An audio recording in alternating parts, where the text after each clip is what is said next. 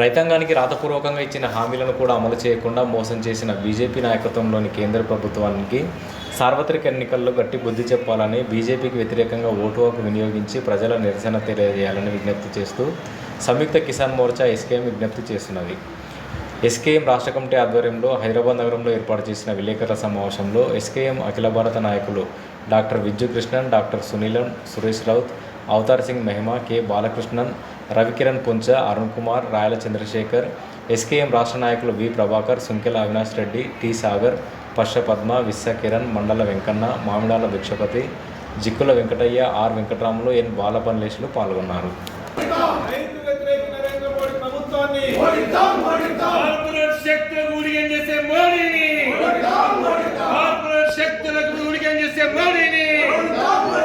మన పక్కనే ముందు మాట్లాడినటువంటి డాక్టర్ సునీలం గారు చెప్పారు, మందసూర్ అనేటువంటి ప్రాంతంలో రైతులు తమ పంటలకి గిట్టుబాటు ధరల కోసం పోరాటం చేస్తే రైతుల్ని ఒక విలేకరిని కూడా ఆ కాల్పుల్లో చంపేయడం అనేటువంటి జరిగింది.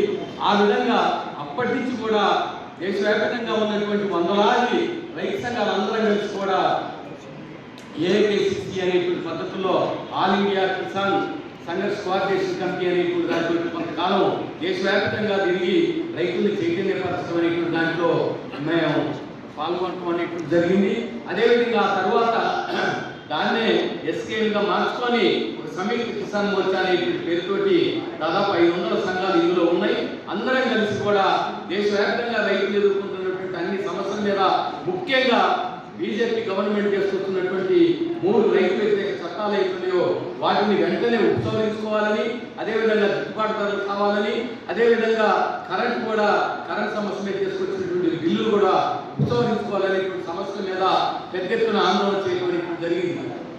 అయితే ఈ రైతుల ఆందోళన విషయంలో కానివ్వండి, పోరాటాల విషయంలో కానివ్వండి, మన అధికారంలో ఉన్నటువంటి కేంద్ర ప్రభుత్వం ఏదైతుందో అది రైతుల్ని అణిపేయడానికి చూసింది. అదేవిధంగా కార్పొరేట్ శక్తులకు అనుకూలంగా ఉన్నటువంటి స్థితి మనందరం ముందుంది. ఇటువంటి స్థితిలో మొత్తం దేశవ్యాప్తంగా కూడా రైతాంగం, దేశ ప్రజానీకం అందరూ కూడా ఇవాళ కేంద్ర ప్రభుత్వాన్ని ఓడించాలా, ఇప్పుడు అధికారంలో ఉన్నటువంటి ప్రభుత్వాన్ని దించాలా, బీజేపీని ఓడించాలనేటువంటి లక్ష్యంతో ఇవాళ దేశవ్యాప్తంగా ప్రజలు ఎట్లయితుందో అదేవిధంగా రైతాంగం కూడా అన్ని సంఘాల రైతులు అందరం కూడా ఈ ఎస్కేఎం నాయకత్వంలో ఏర్పడాయి. ఈ రైతు వ్యతిరేక, ప్రజా వ్యతిరేక ఫ్యాసిస్ట్ ప్రభుత్వం ఏదైతుందో దాన్ని దించాలా అనేటువంటి పద్ధతుల్లో మేము ఈ కార్యక్రమాన్ని తీసుకొని ఇప్పటిదాకా రైతులకు వ్యతిరేకంగా అనుసరించినటువంటి విధానాలు ఏతున్నాయో వాటన్నింటిని కూడా ఎండగట్టాలా, వాళ్ళని నిరసించాలా, అదేవిధంగా శిక్షించాలంటే ఇప్పుడు అవకాశం వచ్చింది కాబట్టి ఎన్నికల సందర్భంగా మేము గతం నుంచి కూడా ఈ బీజేపీ ప్రభుత్వానికి వ్యతిరేకంగా, వాళ్ళ మంత్రులకు వ్యతిరేకంగా, వాళ్ళ దౌర్జన్యాలకు వ్యతిరేకంగా వాళ్ళని శిక్షించాలని ఆందోళన చేస్తూనే ఉన్నాం. అదేవిధంగా ఈ ఎన్నికల సందర్భంగా వచ్చేసరికి శిక్షించడం అంటే వాళ్ళని అధికారంలో నుంచి దించేయడం తప్ప ఇంకోటి కాదు. ఆ విధంగా ఎన్నికల్లో ఈ బీజేపీ దాన్ని అనుకూలమైన స్నేహితులు ఎవరైతుందో వాళ్ళని ఓడించి ప్రత్యామ్నాయంగా ప్రజాస్వామిక ప్రభుత్వాన్ని తీసుకొచ్చుకోవడానికి ప్రయత్నం చేయాలనేటువంటి పద్ధతుల్లో మేము కార్యక్రమాన్ని తీసుకోవడం అనేది జరిగింది. అందుకనే మేము మీ ద్వారా దేశ ప్రజానీకానికి, అదేవిధంగా ముఖ్యంగా తెలంగాణ ప్రజానీకానికి, మన నాయకులందరూ కూడా వివిధ రాష్ట్రాల నుంచి వచ్చినటువంటి అన్ని ప్రాంతాల నుంచి కూడా, దక్షిణ భారతదేశం నుంచి, అటు ఉత్తర భారతదేశం నుంచి అన్ని రాష్ట్రాల నుంచి కూడా మా నాయకులు వచ్చారు, రైతు సంఘం నాయకులు. మేమందరం కూడా దేశవ్యాప్తంగా ఇదే పద్ధతుల్లో అన్ని రాష్ట్రాల్లో కూడా బీజేపీ దాని మిత్రపక్షాలను ఓడించాలా, శిక్షించాలనేటువంటి పద్ధతిలో కార్యక్రమం చేస్తున్నాం.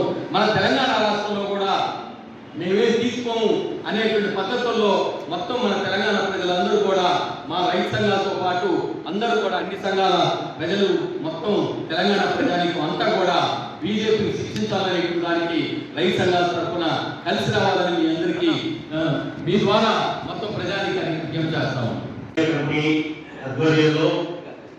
ప్రధానంగా వ్యవసాయ రంగాన్ని కాపాడడానికి ఎంఎస్పీ చట్టబద్ధత కల్పించడానికి దాదాపు 13 మాసాలు ఉద్యమం చేసి 750 మంది ప్రాణ త్యాగాలతో సాగిన విషయాన్ని మనందరికీ తెలుసు. సుప్రీంకోర్టు సూచనలు సైతం మోడీ స్వీకరించలేదు, పాటించలేదు. కానీ ఎన్నికలు దృష్టిలో పెట్టుకొని రైతు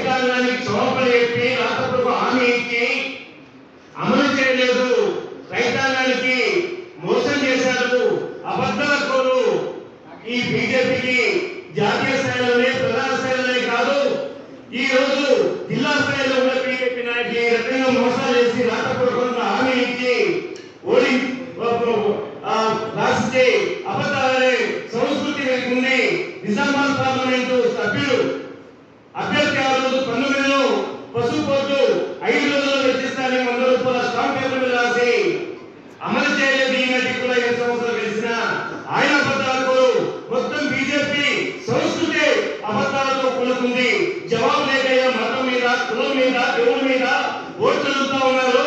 అందుకని మనం ఏదేమైనప్పటికీ ఈ రోజు ఎస్కేఎం ఏదైతే ఈ రోజు పిలుపునిస్తా ఉందో రైతాంగాన్ని మోడీని బీజేపీ ఓడించాలని నినాదాన్ని ఇప్పటికే 4 రాష్ట్రాల్లో ప్రచారం చేసి వస్తా ఉంది. ఇంకా రాష్ట్రాల్లో జరుగుతూ ఉంది. అందుకని మోడీకి బీజేపీ ఓడించాలని చెప్పేసి అఖిల భారత ప్రగతిశీల రైతు సంఘంగా కూడా మేము ఐక్యంగా ఉద్యమిద్దామని చెప్పి పిలుపునిస్తూ విజ్ఞప్తి చేస్తా ఉన్నాం. రేపు 13వ తారీఖున జరగనున్నటువంటి పార్లమెంట్ ఎన్నికల్లో ఎస్కేఎం సంయుక్త కిసాన్ మోర్చా ఏదైతే దేశవ్యాప్తంగా బీజేపీ అనుసరిస్తున్నటువంటి రైతు వ్యతిరేక విధానాలను ఓడించాలి, తద్వారా బీజేపీని గట్టడించాలనేటువంటి ఏదైతే నినాదం ఉందో ఇవాళ మేము తెలంగాణ రైతాంగానికి మీడియా ద్వారా అందరికి విజ్ఞప్తి చేస్తా ఉన్నాం. 10 సంవత్సరాలుగా గడిచినటువంటి 10 సంవత్సరాలుగా బీజేపీ రైతులను ఏ విధంగా దగ చేసిందో, ఏ విధంగా మోసం చేసిందో, ఏ విధంగా ఈ దేశంలో అతిపెద్ద సెక్టర్ అయినటువంటి వ్యవసాయ రంగాన్ని నిర్వీర్యం చేసి వ్యవసాయ భూమి మొత్తం కూడా కార్పొరేట్ రంగానికి అప్పగించినటువంటి కుట్రవాదిలో గడిచిన 10 సంవత్సరాల్లో అనేక రూపంలో మనం చూసాం.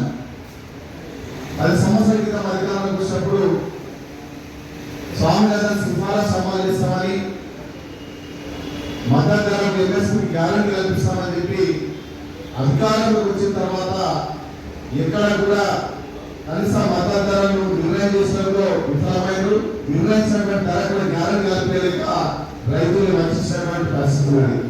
అసలు ఈ దేశంలో ఏదైతే మద్దతు ధర ఉందో ఆ మద్దతు ధర నిర్ణయం చేయడంలో లోపం ఉంది.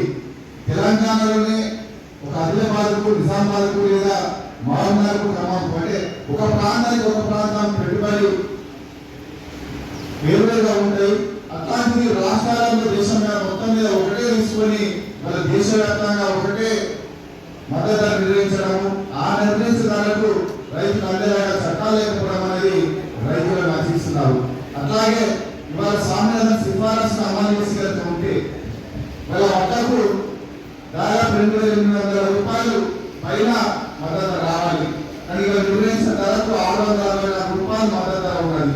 ఆ తేడా ఉన్నది. అంటే తేడా అంటే దాదాపు ఎకరానికి 15,000 చిల్లర ప్రతి రైతు వరి రైతు నష్టపోతా ఉన్నారు. అన్ని రకాల పంటలలో ఇవాళ రైతులంతా నష్టపోతా ఉన్నారు. అందుకని గ్యారెంటీ కావాలని చెప్పేసి రైతులంతా 10 సంవత్సరాలుగా ప్రభుత్వాన్ని బీజేపీ ప్రభుత్వం డిమాండ్ చేసుకొచ్చాం.